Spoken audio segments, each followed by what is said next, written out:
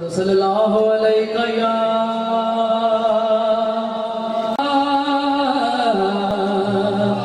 वसल्लम अलैका या हबीब अल्लाह सल्लल्लाहु अलैका या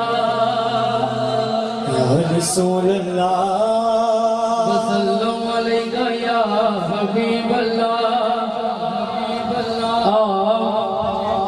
एक मैं ही नहीं उन पर कुर्बान जमाना है। एक मैं ही नहीं उन पर कुर्बान जमाना है। एक मैं ही नहीं उन पर कुर्बान जमाना है। एक मैं ही नहीं उन पर कुर्बान जमाना है।